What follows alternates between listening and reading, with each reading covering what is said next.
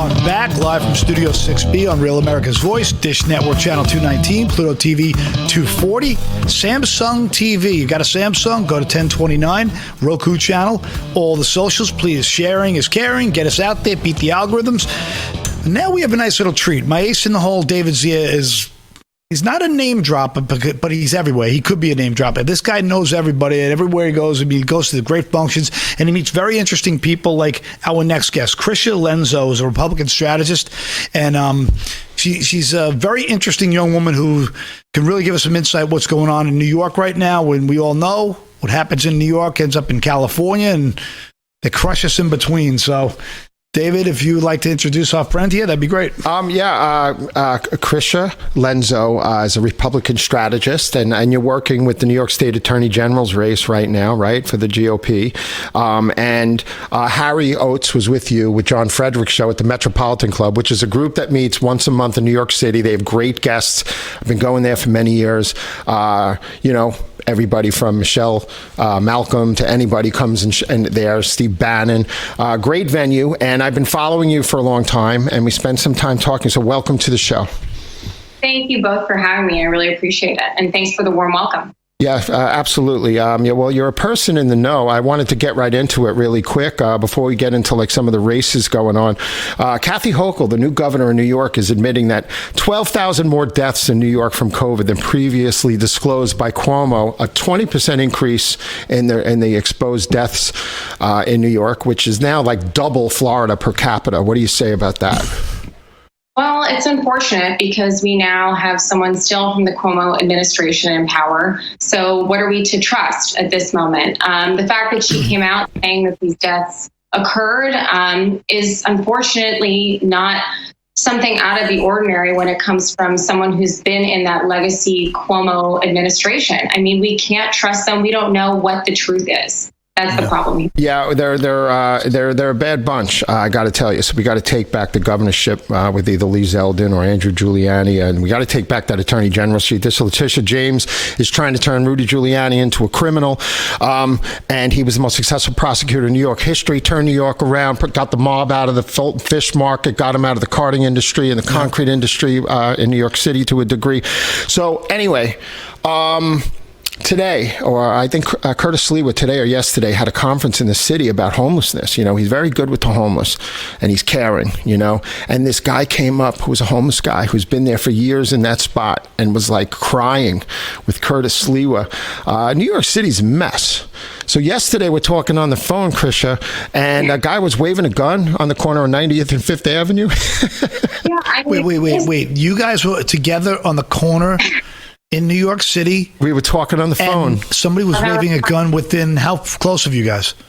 So I was literally on the phone with Dave, and I was telling him about New York City, and then all of a sudden I looked down at my phone, which is commonplace for those of us who've downloaded the Citizen app, and you see a block away from where I was standing, someone was brandishing a gun.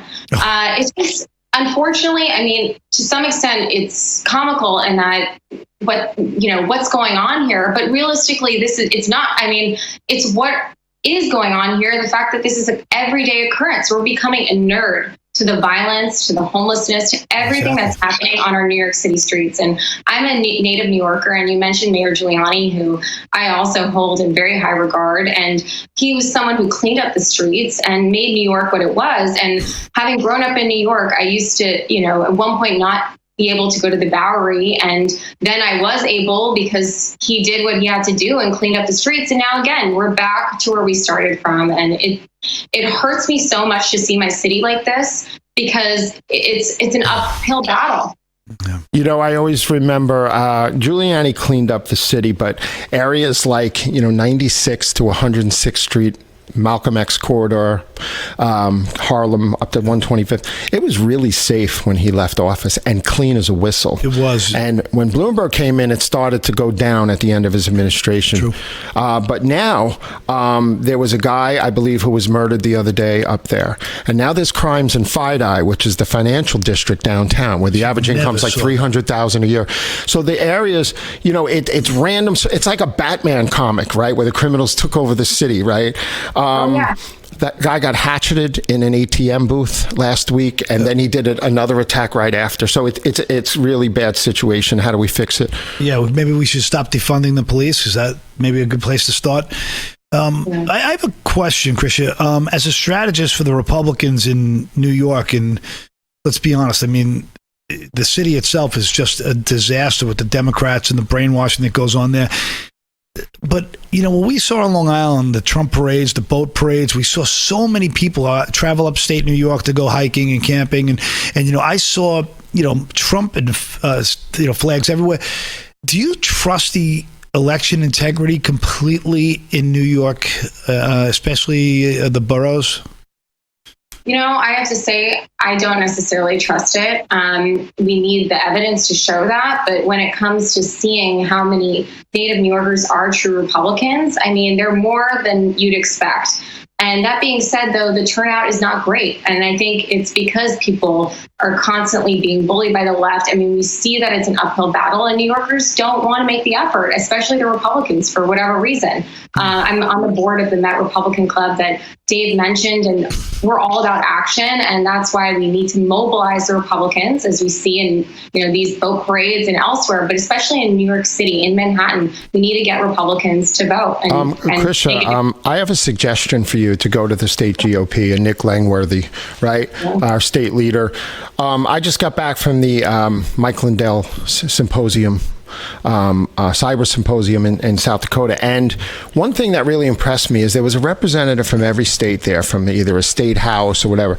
And the big thing that's going on now is because of that cyber symposium, Wisconsin, Robin, I forgot her last name, State House leader, is asking for an audit for Wisconsin. And finally, you know, I think that event spurred that. So there's these election integrity commissions, and they train people to go in, not only to watch the elections, but go in and foil the records in the county clerks in New York City. And the Republicans have to get people in all 5 boroughs on the ground to challenge the results right away, freedom of information request these records, and then sue them if they don't give them. And that was the big thing I took about. So maybe if you guys aren't already involved in that, that's something for you guys to chew on. Definitely. It's so important. I mean, election integrity, if we can't trust the results of our elections, we have nothing. I mean, I don't need to tell you guys that, but. Yeah. I mean, that's the saddest part of what we saw going out of this. When people lose confidence in the election process, it's, you know, the country is just, you know, it's just not a country anymore. You know, that's been the big problem.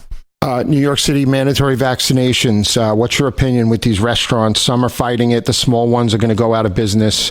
The big ones don't care. They're elitist, like Le Bernardin and all that. What do you think about what's going on and the segregation of New York City by de Blasio? I mean, I think it's so unfair. I have to admit, I've been vaccinated, and for my own choice. I mean, that's what it should be. It should be a choice.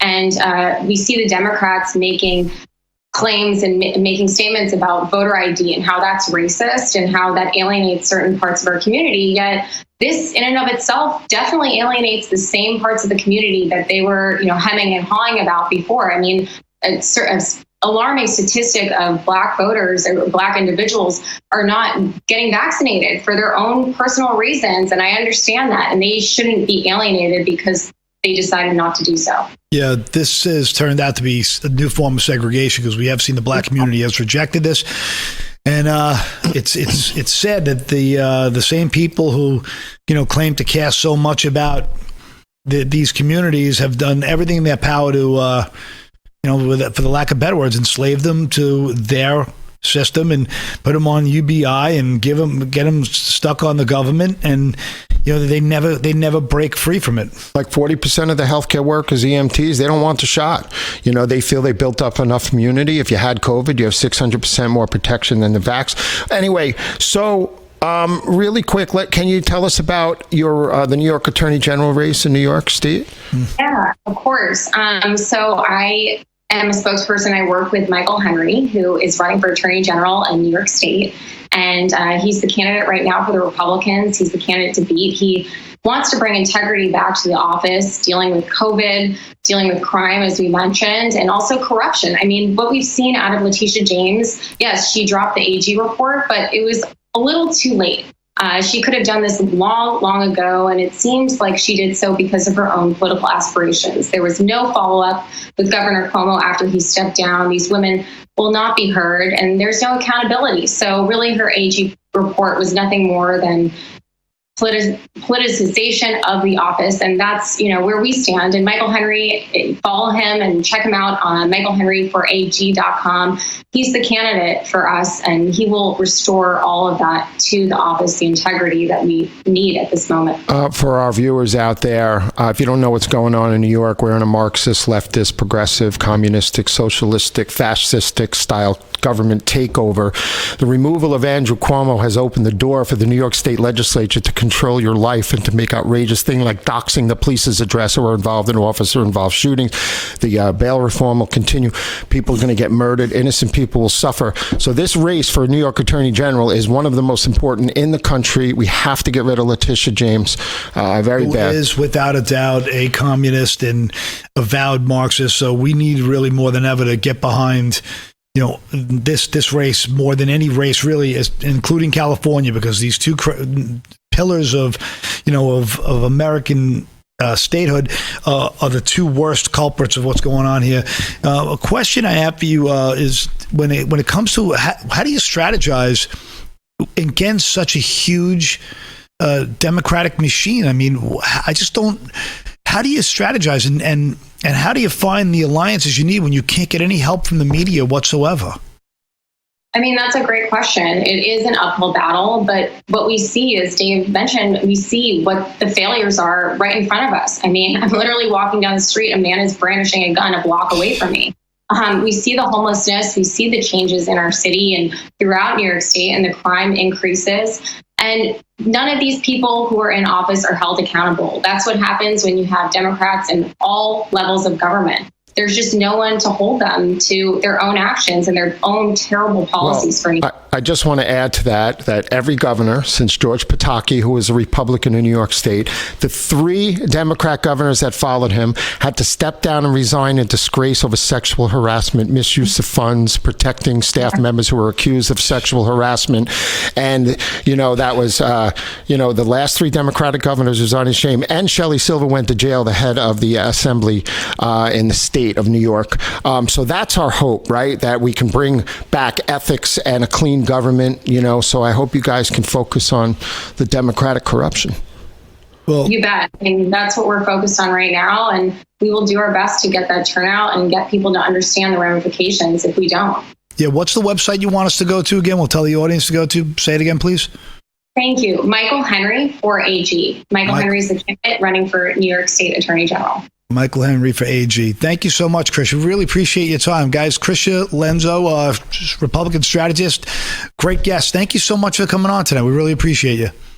Thank you for having me. Yeah, and Krysia, we'll have you back as things heat up. I'm sure they're going to get hot. Yeah, thanks a lot. That was a great job with that guest. To me, like being a Republican strategist in New York is like, I mean, it might as well be a one-armed. Like dropping a Navy SEAL in Afghanistan. No question. We'll be back. We're going to wrap up. We'll be back with a little more sports. We have more news. We have some clips. So we think we have a crazy town, but we also have a great interview with. We have great interviews coming up. So stick around. Live from Studio 6B. Thanks very much for sharing on the socials.